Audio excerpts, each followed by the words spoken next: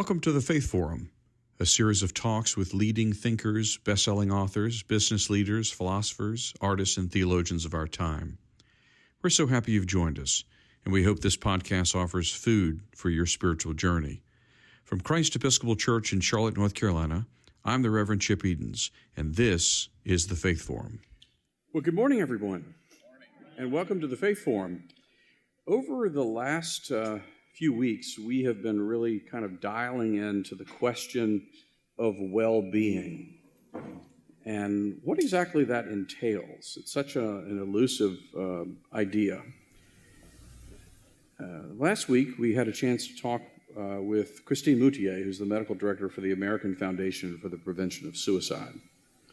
And that was a really important conversation about well-being generally, and obviously some of the particular challenges that people face and how we as a community can become more aware and engaged in not only supporting people in times of mental health, but also thinking about things that we can do, as we might say, to go upstream and to build practices that help us stay grounded in the midst of, pretty crazy times. I think we can all agree. Next week, we're going to have a chance to speak with Dr. Susan Golden, who's going to be coming in through live stream. She is a professor at the Stanford Graduate School of Business and has written a book called Stage, Not Age. And she essentially makes the argument that we do ourselves a great disservice when we think of the three phases of life as being learn, earn, and retire. That the ages of 55 to 85 and beyond can be a real season of renaissance if we think of it in those terms. But today, I have to tell you that I am beyond excited to talk with someone who, as we say, if we can inwardly mark and digest and apply the wisdom that this incredible woman has to offer us, it can truly be game-changing on our well-being and the well-being of our community.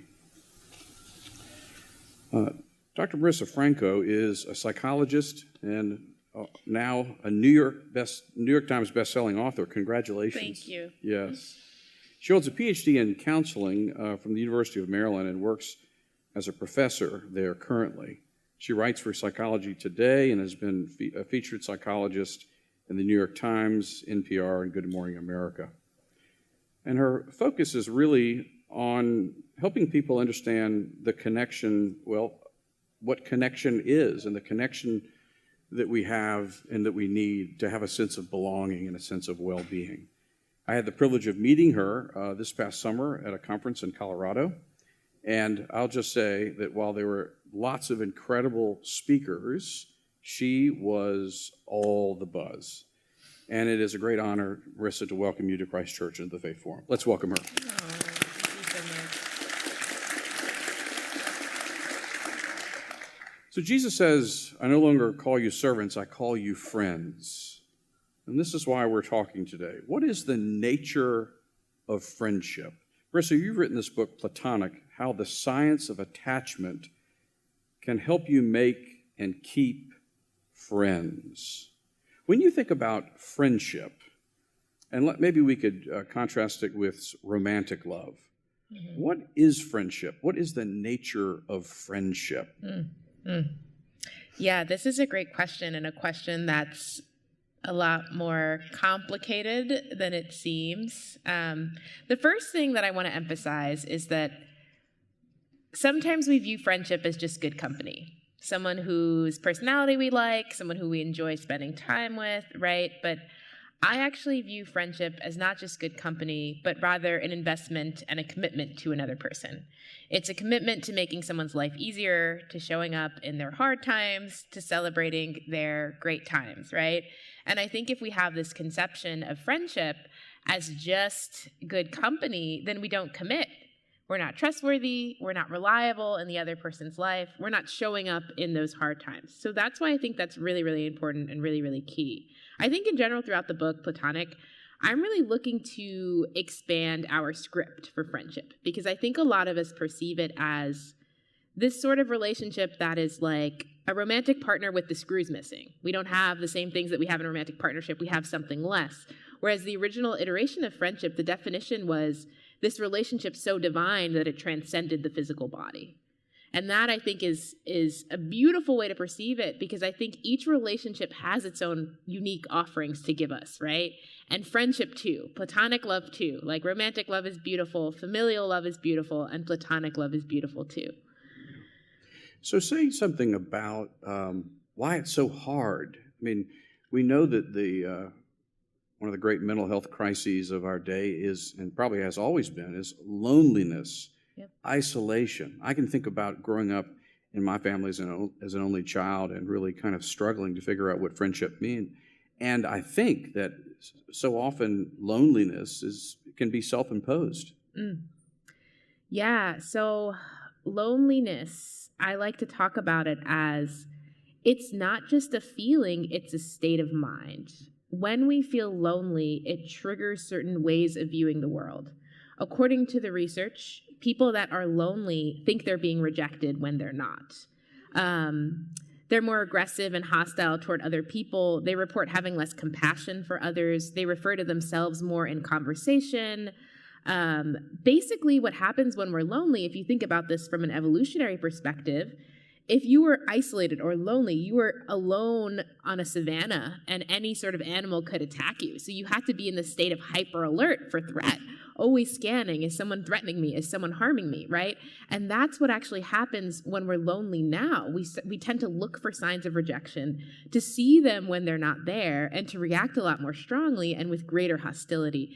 And that's why, unfortunately, at a time in which we need to connect the most, our glitchy brain starts to sabotage us, and it becomes the hardest time in which to connect. It's a lot easier to connect with others when we already feel connected. And say something about what social media and the whole concept of having friends and followers has done to our sense of connection, our sense of friendship, and our experience of friendship. Yeah, so it's complicated because social media is a tool. And like any tool, we can use it to connect or we can use it to disconnect, right? But the way that it's designed for us to use is to just be on it, which means we're not using it as a tool to connect with people in person.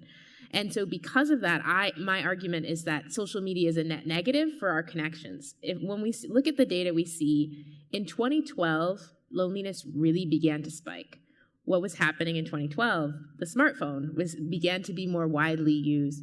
And so some of the ways that social media negatively impacts us is that, on the one hand, to experience a complex emotion like empathy or compassion, for example, your brain needs to be in a state of rest to process that emotion. And so when you're busy, when you're hurried, where you're constantly distracted, we're actually less empathic towards other people. And one study actually found that when kids' phones were taken away for a week, they actually reported being higher in empathy by the end. And then, when I say that it's a tool, what I mean is that there's this theory called displacement theory, which basically argues that when you use social media to displace your in-person interactions, you're scrolling through your phone all day, your TikTok all day for the younger generations, and you're not actually seeing people in person, you're going to be a lot more lonely. Whereas those people that actually use social media to facilitate in-person connections, for me to message you and say, hey, it's been a while since we connected, can we meet up in person? Those people are actually less lonely than people that don't have social media. So that's why it's so complicated. And if you use social media to reach out and to comment, that can actually contribute to your satisfaction in your relationships. But when you use social media in a passive way, when you're just scrolling, it contributes to your sense of loneliness. It contributes to your sense of disconnection. So it's a complicated story, the story of social media. But at the end of the day, I think the way the typical person does use technology and does use social media is a way that fosters more disconnection than connection, unfortunately. So social media as a means by which we might connect and meet up, as opposed to this illusion that if I have all these people that are liking me, following me, whatever, that's somehow boosting my well-being. It seems like it has the absolute opposite effect. Yeah, and I had a student that kind of put it like, when I'm just scrolling on Instagram or TikTok, that's just another form of loneliness at the end of the day. Even if it makes me feel like I'm connected to these people that I don't really know, that is the way that social media can be very dangerous, in that it fulfills at some level, very low level, a sense of connection. And so it's almost like we continue to get this snack and we never end up getting the whole entire meal. Wow, what a way to put it. Yeah, that's amazing. So what do you say to yourself, say to a child, a teenager who is just completely dialed in on all the time? Yeah. I would ask them, maybe what are they giving up? I also force my students, because I think sometimes we don't realize how much technology is affecting us. So I literally assign them to not use it for a day. I assign them to hang out with someone without their phones. And what I see from their assignments is literal conversation skills materializing before my eyes. Like, I see them say, there's a moment when it was quiet, and normally I would take out my phone, and my students describe this, ironically to me, as a way to not offend people, because then I'm able to say, I have something to do on my phone. It's not that you're uninteresting, right? And so they would take out their phones, and there's actually research that finds that simply having a phone on the table decreases the level of connection compared to people that don't have a phone on the table. Just on the table? Just on the table. It doesn't even have to be our phone. It's a huge trigger for us. It's a huge trigger for our brains. And so what I found with these students, which is also reflected in the research, is that in those quiet moments, they were portals to deep intimacy. When there was a pause and there was, what can I ask you to go a little bit deeper in this conversation? How can I follow up on what you want to say? And then we get a little bit more vulnerable. And then we feel a little bit more close, right? So without the crutch of the phone, they had to develop new conversation and new ways of showing interest in the other person. And the conversation was able to get more deep and more meaningful, whereas the phone was sort of a tool to derail the conversation, they began to realize. So help us process just showing up today to this community. So everybody could have stayed home and streamed it online, or said, I'll stream it online another time, right? Talk about just the health benefits of just showing up. Yeah. So there is research that finds that, while phone calls do increase our level of connection, while Zoom calls do, that interacting in person is just the pinnacle of connection. Like, it just makes us feel more connected than any other medium. There's this way that, there's this theory called amplification theory, which is this idea that when we're around other people, our emotions are amplified, both more positive and more negative. And that doesn't happen as much when we're communicating over technology. And for me, looking back in the pandemic, there was this sense of blahness, like this sense of, I don't know, it was just like a bit of a deadness that happened when I wasn't interacting with people, and then being around other people and feeling like, oh my gosh, it feels like my body is filling with life. Like I'm feeling so alive. And that's the sense that the physical presence of other people gives us. It's this real sense of aliveness that we experience when we can, I guess, experience the other person in a full way. I can read you non-verbally. I can sense your emotions more deeply, that we uniquely get with in-person interaction. So I want to just kind of do a reflection with you on different kinds of friendships, because I think we have a tendency to want to bucket them all the same way. Like there's only one kind of friend in my mind. Say something about kind of the spectrum of different kinds of friends. You said something about good company and good friends, but not all friendships are the same. That's true. Not all friends are good friends. And I think that's something that's beautiful about friendship, is that we get to choose the level of intimacy with a person that feels most appropriate for us. And it's not binary. It's not black or white. It's not either, kind of like I'm married to you or I'm divorced to you, right? It's with friendship, we can have, you're my best friend, you're my close friend, you're my friend, you're my friendly acquaintance. And that does a lot for us. That allows us to be in community with people in unique ways, right? So I have my low dose friend, which is I love you at low doses. And that's still a friendship, right? Yeah. If we see each other once a month, I really do love you and I really do connect with you. And I say that too in my chapter on anger and conflict, that, sometimes when we have a conflict or an issue with the friendship, the other friend can't necessarily hear it, right? And they're not willing to see our perspective or fulfill our needs. And then we can think about salvaging. Like, okay, I know that this friendship can't be at the level of intimacy that I really want it to, but I can decide what level of intimacy then do I want out of this relationship, instead of thinking to myself, this friendship simply cannot work and I need to completely expel them to from my life. So I think there's this way that friendship, like I said, provides us with unique benefits that other relationships might not. And I think one of those unique benefits is just the fluidity of friendship, which I think also allows friends to come in and out of our lives in unique ways. Like throughout the lifespan, some of our closest friends will begin to ebb and flow. And if we can understand friendship as a fluid relationship, we understand that that ebb does not mean a death. That ebb can return to a flow again. And so that's why I think the ambiguity, the fluidity, it creates certain difficulties within the context of friendship, because you're like, I don't know if you're as invested in me as I am invested in you, and it's hard to develop expectations. But in this other way, it provides us with these unique opportunities. So how do you navigate that? Because that can be can hurt, and it'd be sort of awkward. Like if we're friends and I'm your low dose friend, right? But I'm like, I sort of want to, notch up the dose a little bit. Yeah. Not be a best friend necessarily, but how do you navigate that? What do you do when, because I think in friendship, there's always the fear of rejection. Yep. Right? So say something about the fear of rejection. Yeah, this is a great question. I think the best thing that we can do for our friendships is welcome the risk of rejection. Because if we're not willing to get rejected, we are not going to achieve intimacy. Everything that is required to achieve intimacy involves a risk of rejection. And instead, if we can affirm that rejection is part of the process to curating your company, to finding your people, to finding that community, rather than a sign that that process needs to stop, it's very, very important. I say that it's really, really important for us to understand rejection as part of the process to intimacy, rather than the time to put on the brakes and say that, I'm out, friendship isn't for me. While at the same time, I also argue that it is very important to not assume rejection when it hasn't happened. So something that I shared when we met at the Aspen Ideas Festival, do you know the person that's most likely to reject you? It's the person that fears rejection the most.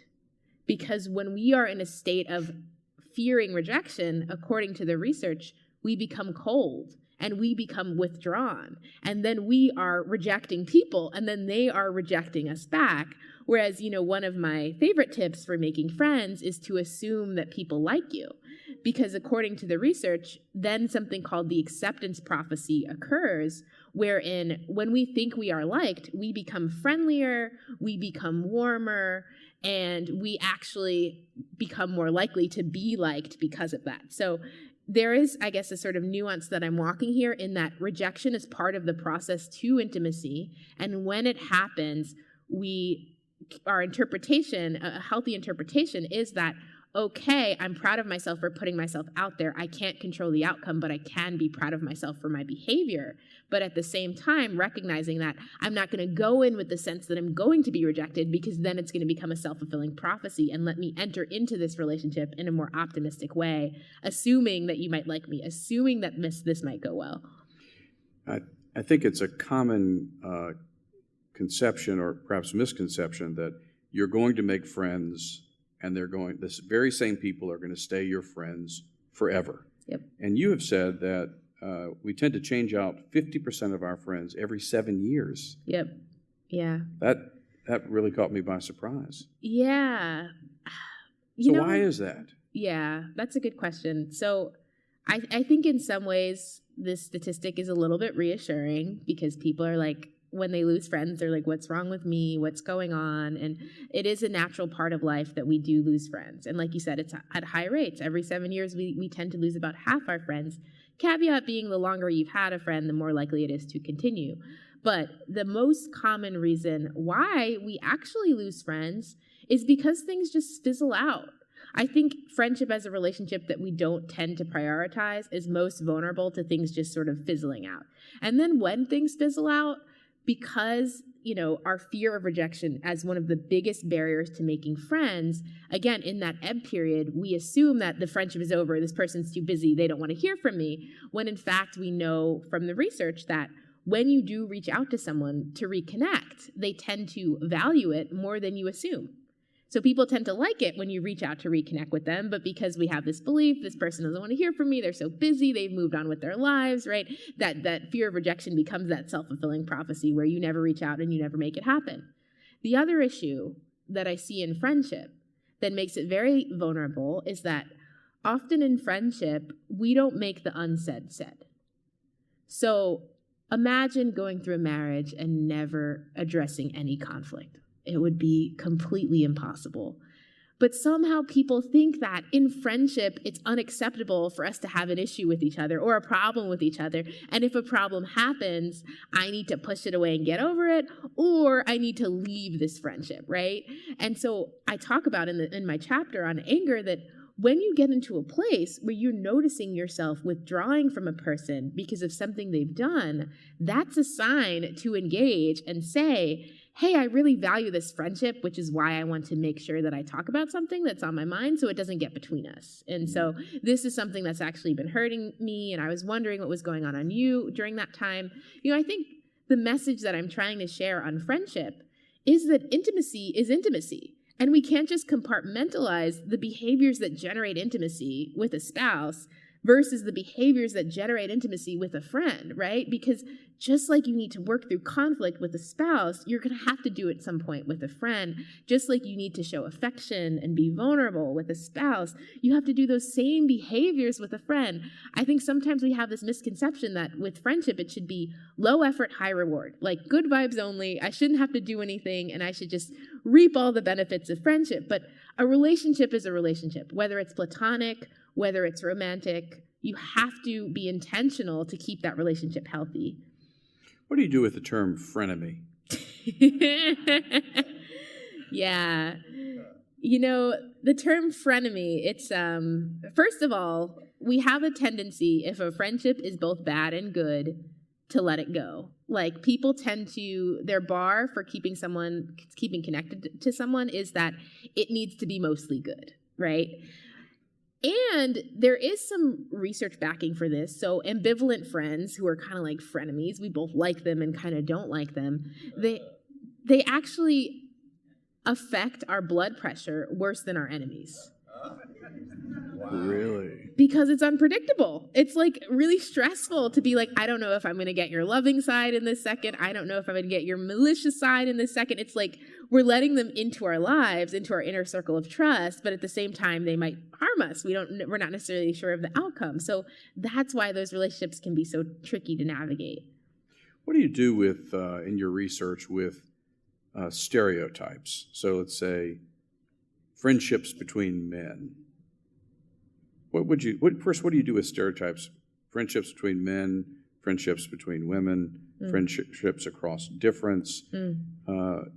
Are those helpful things to think about? Help me. I think they are very helpful things to think about, because I think inherent to friendship is humanizing another person. Okay. That friendship to me is the opposite of stereotyping, because literally at the neural level, when I am friends with someone and they are harmed, the part of my brain that lights up is the same part of the brain that lights up when I am harmed. Or, you experience so much empathy with your friends at the neural level in a very natural way, which is why we find in the research that if you make a friend of a different group, you're more likely to support policies for their entire group. And not only that, but your friend is then more likely to support policies for that entire group because they see that you're friends with them.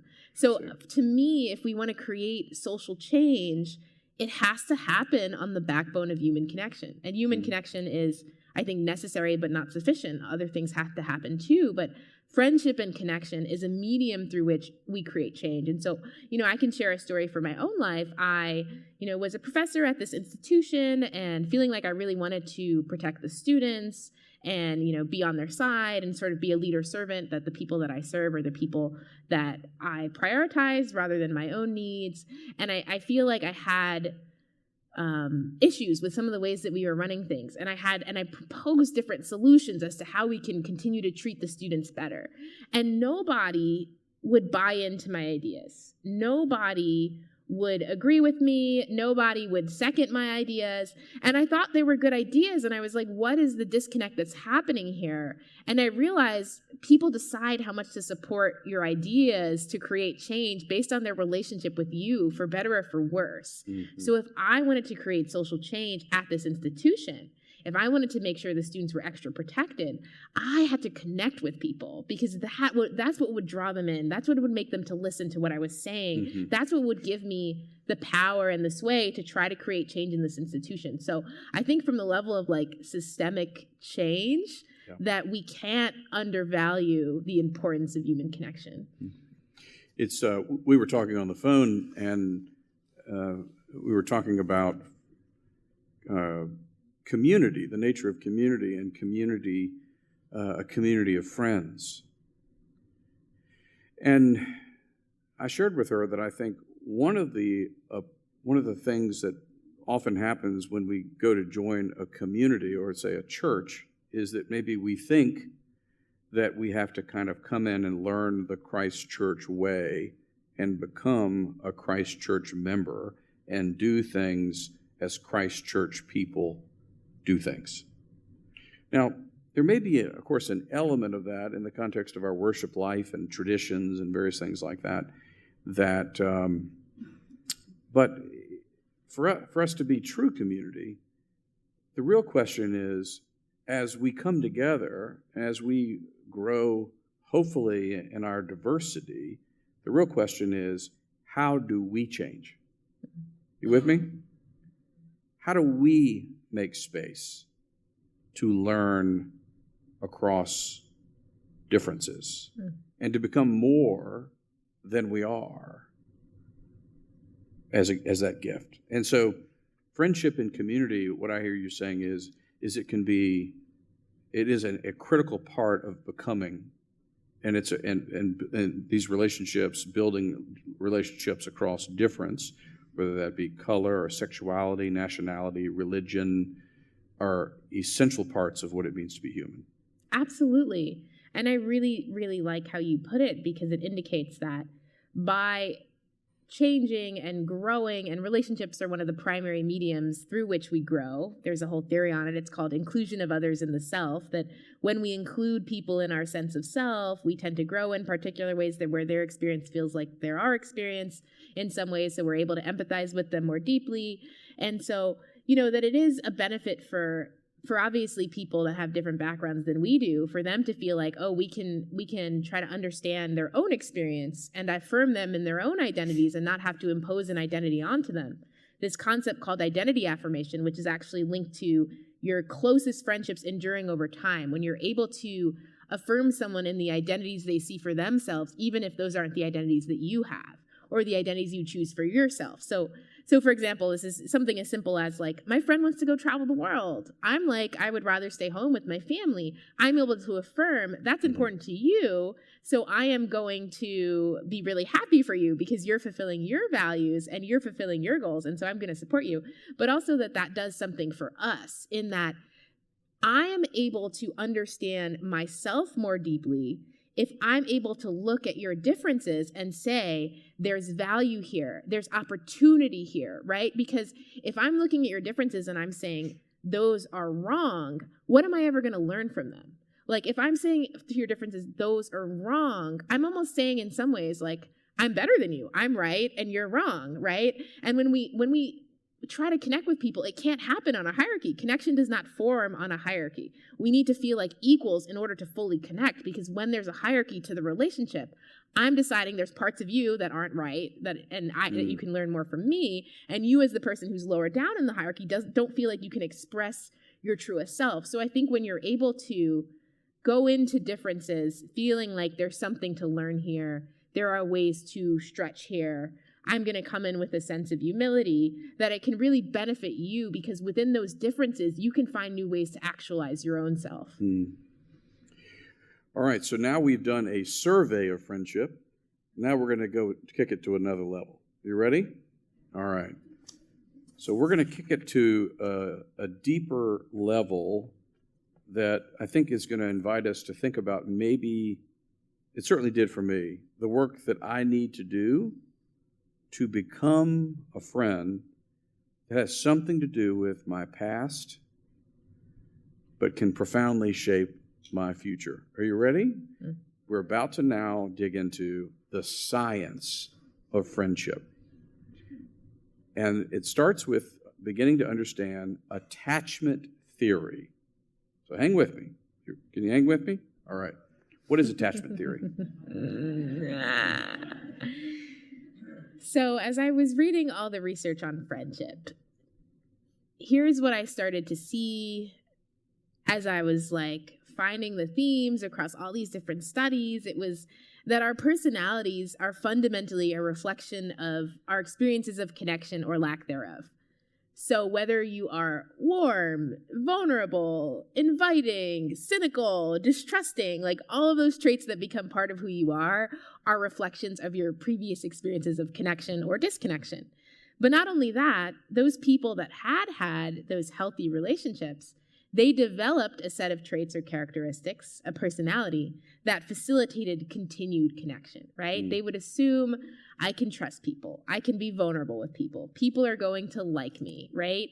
And so those are what's called securely attached people. They've had healthier early relationships, starting with their parents, evolving from there.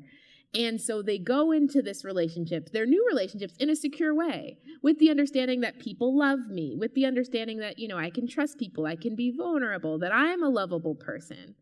But people that are insecurely attached, their previous relationships have left them with a set of beliefs that hinder their ability to continue to form healthy relationships in the future. In some ways, their personalities become coping mechanisms so that they don't re-experience the trauma that they experienced in some of their past relationships. So you have people that are anxiously attached. Mm-hmm. People that are anxiously attached, they've learned through their past relationships that they almost need to give up their sense of selves in order to connect with people. Otherwise, they will be abandoned.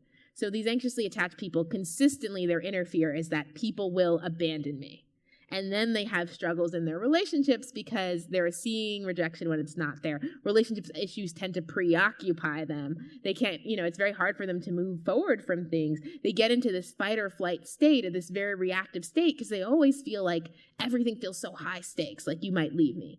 Whereas then you have avoidantly attached people who have learned from their previous relationships that you just can't trust people, that they are going to leave you at the end of the day. If you're vulnerable, they are going to take advantage of you. So we see in these avoidantly attached people a fear of intimacy, a desire to keep everybody at a distance, feeling like I have to walk through this world alone, a lack of vulnerability within their friendships. And, I want to affirm insecure attachment because these are coping strategies that make sense if you continue to endure relationships that are similar to the ones that made you insecurely attached. But the issue is you're going into new relationships where something new can happen, where things can surprise you. And when you're operating off of these set of assumptions that helped create this insecure attachment style for you, then you're going to react to others in certain ways wherein they are going to fulfill your fears that you have for them. You almost begin to pull for it, right? So if you're, avoidantly attached, or let's say you're anxiously attached and you think people are always going to abandon you. So if you don't hear from a friend for a few hours, they didn't respond to your text message, you assume that they're rejecting you, and then you kind of pull back from the relationship, and then fundamentally the rejection happens, right? And so that's why I think it's really important to understand our attachment. Some people are like, hear about attachment theory and they're like, well, good for them. And I guess it sucks for me who didn't have these healthy relationships. But I like to tell people that I hope this message is actually empowering, because before you understand attachment theory, you think all of the issue is with the world, like people aren't trustworthy or people are always going to abandon you, right? And then you have no power. You have no agency if the only issue is out in the world. But when you understand how I can actually act a way to facilitate a different outcome, to experience a different reality than the reality that I always feared, then you have agency. You can change your behavior and you can find the intimacy that we all so deeply want. So I wish, I've shared with the church that I had both, right, as a child, radical abandonment and also radical connection. But I just want to say to everybody here, this is page 37 in this book, okay? And I'm gonna go through a little bit of this. Yeah. Can I do this? Is that okay? Please. All right, because I really want you to hear it, and we have free books upstairs. And after this, you can go and get a book, and you can really look at this. Because I think it's like, I wish we did relationship education all the time. It would really help us a lot.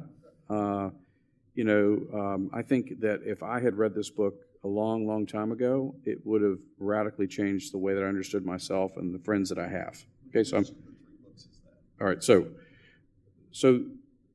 again, she said, one of the things that we need to do is determine our attachment style. She named 3. Secure, anxious, and avoidant. And she said a lot of that can be fundamentally from something we've experienced in our childhoods or other things along the way, right? So let me just read, is this okay? Yeah. I know you're here, but I'm reading what you had to say. Please. But it's really, I got to get it out there. I'm honored. All right. So if we're securely attached, we're comfortable initiating new friendships. If we're anxiously attached, we fear rejection. And if we're avoidant, we're uninterested in new relationships. If we're securely attached, we bring up issues with friends level-headedly. If we're anxiously attached, we ignore issues and hope that they'll blow over. If we're avoidant, we ignore issues, minimize defects when others bring up issues. A couple more. If we're securely attached, we're comfortable admitting fault and taking responsibility. If we're anxiously attached, when we admit fault, we're overly self-critical. Anybody? We otherwise deny fault or responsibility. We see the other party as at fault. If we're avoidant, we deny fault or responsibility, and we see the other party as being at fault. 2 more. If we're securely attached, we communicate directly. If we're anxiously attached, we communicate passive-aggressively or with hostile communication. If we're avoidant, we ghost or withdraw. Last one. If we're securely attached, we trust others' love and care for them. If we're anxiously attached, we assume others really don't like or care, and we don't really like or care for them. If we're avoidant, we assume if others show they like or care for us, they have ulterior motives and are mistrusting. Anybody? Anybody? Yeah. So what do we do to try to figure out where we are on our, within ourselves? What does healing look like? I mean, maybe the first step is just to kind of know what's going on. Yeah. Right? How do we do this reflection, this inner work? I guess it's never going to entirely go away, right? But say something about how we can move forward. Yeah, it's a big question. It's the major question of the book. I think each chapter is like, how do we become more securely attached? And fundamentally, I think if we are insecurely attached, we go into relationships feeling unsafe. So the question is, how do we repair our sense of safety in relationships? And there's a lot of different ways to do that. First, we need to cultivate relationships with people that care about us, which seems obvious, right? But actually anxiously attached people, they have the sense that they need to earn love. So they tend to prefer relationships with people that are more avoidant and pull away from them. And if they get love more freely, they're sort of skeptical of it, right? And when people mistreat them, they work harder. They don't walk away. Whereas a securely attached person says, you're not treating me right. Let me walk away, not work harder, right?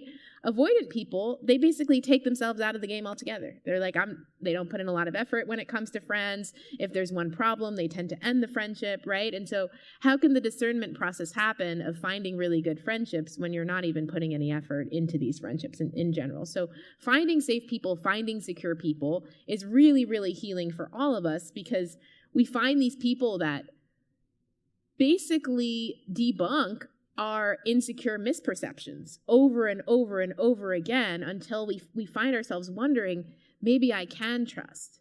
Maybe I can be vulnerable. Maybe I can create connection.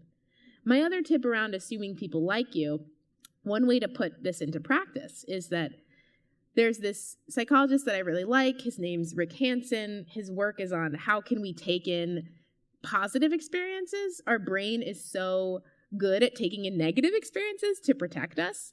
So to repair your sense of social safety, he has this whole model that's called HEAL, which means you have that beneficial experience. You actually have to register it and receive it and take it in. Like when there's experiences of safety that are happening socially, you need to focus on it until it stirs a positive feeling in you. You need to picture that positive feeling sinking into your body, right? Because what can happen is, if you're so avoidantly attached, even if you were vulnerable and someone responded really lovingly, in your body, you still feel like they're judging you. And so it doesn't even matter that you're getting this information that's counter to your attachment style. But being able to actually take in and receive, oh, I shared that and they were loving, and let me actually feel that and let me actually register that. I think for a lot of insecurely attached people, and maybe this is just an existential issue of existence, it's really hard to receive love. It's really threatening to receive love. For avoidantly attached people, there's the sense that if you're showing me love, it almost requires me to admit that vulnerable part of myself that actually needs this love. And that's too exposing for me. That's too vulnerable for me. So I would rather push it away. For the anxiously attached person, there's this implicit sense of low self-esteem, that I don't actually feel like a valuable person. So when you show me love, it's threatening to me. It's an identity crisis for me, because you value me more than I feel valued internally. Now I feel all this pressure to live up to the misperceptions that you have of me. Now I feel like you don't actually get me. You don't actually know me, because I'm not the same person that you think I am, right? So there is this struggle, I think, in general with insecure attachment style of being able to receive love from other people. But the more that we can work on actually pausing, taking in, receiving when someone's doing something loving for you, the more that your attachment can begin to repair.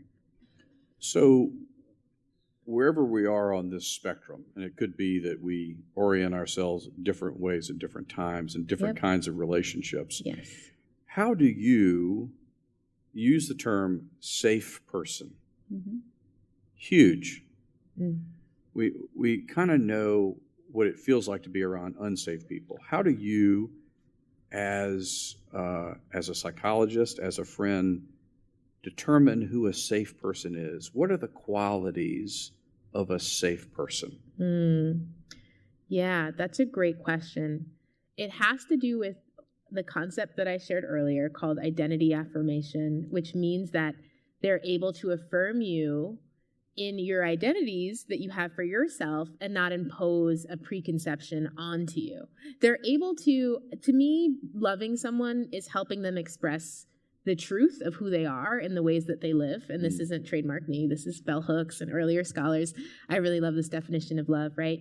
And so those safe people are the people that are invested in our truth, in our authenticity, in our self-actualization, right? They're not, in some ways, when we're insecurely attached, we sometimes try to use people as a tool to fulfill our own sense of self. Like we make a lot of demands on them, because if you're not this person that I need you to be, it's threatening to me. Whereas the safe person is able to allow you to be who you are and to express who you are. The safe person is also engaged in perspective taking, which is really healthy and necessary for any relationship. They understand what your perspective is, even when it differs from theirs, right? Whereas sometimes if you're insecurely attached, you're just thinking about what your needs are, and you're not thinking about the other person's needs, and how does this resonate with the other person, and how can we negotiate to find something that works for both of us. But I think fundamentally, we can also think of the safe person at the level of our nervous system. How does our nervous system feel around this person? When we're around someone who feels really safe, we find an inner sense of calm and peace. And after the interaction, we tend to feel more restored. Whereas when we're drained by someone, to me, it's a sign that we were not able to be authentic in that relationship. And inauthenticity, it's quite toxic for us. It really harms our mental health. It really harms our well-being. It's like we're constantly on edge. We're constantly hypervigilant for whether this person will receive this or not receive this. And that's why we tend to feel drained. But when we're around someone who feels really safe, we tend to feel more restored, like it's energy giving rather than energy depleting. All right, well, we're gonna now move toward what we can do today, right? So this is all pretty deep stuff, and we're all gonna have to think about this, aren't we? And read the book and reflect. But what I also love about the book is, in addition to helping us really zero in on the heart of the matter, attachment theory, and our own experience of attachment and how that can get us on track or derail us, you also give some very practical tips for making friends. Yep. One comment before we do this, we see kids making friends and also struggling to make friends.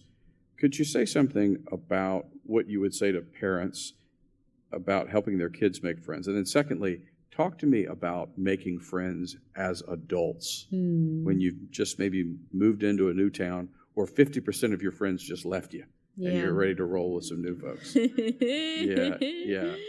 What would you say to a parent who's saying, my son or my daughter doesn't have friends? Yeah. So I met this woman who was really good at making friends, and I was like, what is your secret? How did you get so good at making friends? Because for me, I had to study this stuff to know how to do it. It was not something that came now. I had to write a book on this to understand how to make friends. It wasn't something that comes automatically. So when I find those people where they're just like, it's very easy for them, I'm just like, fascinating, like, tell me more. So when I did this with her, she was like, well, my mother always told me, everybody wants to be your friend. They're just looking for you to initiate. So she felt so free to just initiate with other people. And it worked, right? And so I guess what her mom was telling her was to assume people like you in so many words. But the other thing that I would suggest for parents is that, according to the sociologist Rebecca Adams, friendship happens more organically when you have a few ingredients in place. Repeated, unplanned interaction, so you see someone regularly, even though it's not necessarily planned, and shared vulnerability. So that's like school, right? We have gym, we have recess, right? And you have your extracurriculars. So that friendship tends to happen a little bit more organically for us as kids. So the more that you can encourage your child to find themselves in circumstances that offer repeated unplanned interaction and shared vulnerability, the more likely it is that they'll make friends. So can they join a sport that they really like, or a hobby or interest that they really like, theater, like anything, encouraging them to do that, because that'll do something really important for them socially as well. But that takes me to the points that I want to make as making friends as adults, is that as adults, a lot of us, if we're not seeking it out intentionally, might not have repeated unplanned interaction and shared vulnerability. Like, we see our colleagues every day at work, but are we actually vulnerable with them? A lot of the times we're only showing one kind of work side of ourselves, so we don't actually end up feeling very close to them. I think coming to church is great because it can offer you that sort of infrastructure for making connections. But outside of that, outside of the things we opt into, what that means is that in adulthood, friendship doesn't happen organically. It just doesn't. And in fact, according to the research, people that think it does are more lonely over time. And people that think it takes effort are less lonely because they make that effort. They show up. They try to engage with people. So I wanted to share, I know we're sort of closing up, a story of the research and how I ended up putting it into practice. So I go to Mexico City, It's a solo trip. I'm like, I'm here for 10 days. I cannot be alone for 10 days. I will be very, very lonely. So I have to meet people. And I know it's not going to happen organically. I know I'm going to have to try. What I also know from the research, people are less likely to reject me than I think they are. So this is based on something called the liking gap, which finds that when strangers interact, they underestimate how liked they are by each other. So we all think people are more likely to reject us than they actually are. I also know from the research that transitioners are more open to friendship. So someone who's traveling, just moved to a city, just started school, just got out of a relationship, right? Retired, all of those types of people are very open to connection. So I'm sitting at this coffee shop, hear this guy speaking American English. I'm like, transitioner, yes. And I'm like, oh, hey, like, where are you from? I'm from the US too. And we start talking, and I end up inviting him to this language event that I was planning on going to later. And he says yes. And so at that language event, I end up meeting more people that are cool, and I get their contact information, and I ask them to go to this wrestling match with me. I know from the research too, lucha libre. Okay, yeah. I know from the research too that what makes you likable, I always thought it was being like charismatic and funny and insightful and or smart. And so I would put a lot of pressure on myself and feel like I needed to, be some kind of perfect person to be likable. But now I know that from the research that people actually like people that they think like them. So the more that you are friendly and warm towards people, the more that likely they are to want to hang out with you and want to engage with you, and making connections is about how you treat people. It's not necessarily about your own personality. Any personality can make connections. It's more about, do you make other people feel loved? Do you make other people feel like they belong? That's what's going to create that connection.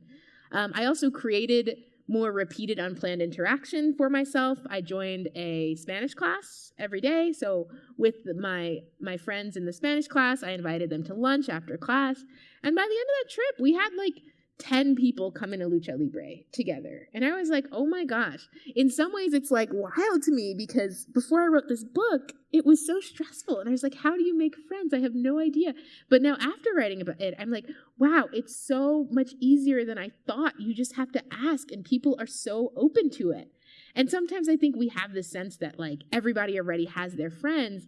But what we know from the data is that we're lonelier than we've ever been. People do not have their friends. Like the more typical person is the one who is craving more connection rather than the person that's lonely. So people are going to be more open to you than you think, and you have to initiate, and you have to just be able to say, I'd love to connect with you. Could we exchange contact information and follow up?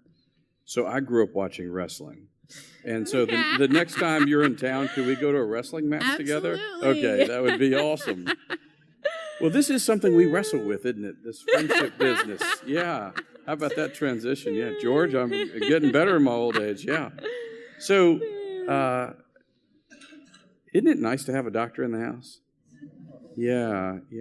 And we get to not just wrestle, but we get to keep thinking about this and talking about this. And I hope and pray that you will find this to be a community of connection. For those that are live streaming, if you're in town, please come. And what we're going to be doing is looking for more and more ways that we can create places to connect conversations, events, and experiences. Because certainly here, we don't want anyone to be lonely. We want you to enjoy your solitude, but we don't want you to feel lonely. Jesus said, I no longer call you servants, I call you friends. Let that be our aspiration, our hope, and our dream, that we can be and find deep, lasting, life-giving friendship across all of our differences in a world so divided. May we find a common unity in love. Thank you so much for being here today. Thank you for listening. We invite you to subscribe, leave us a 5-star review, and connect with Christ Church Charlotte on social media. If you'd like to attend a Faith Forum live, visit christchurchcharlotte.org/Faith Forum to view dates and details of upcoming talks.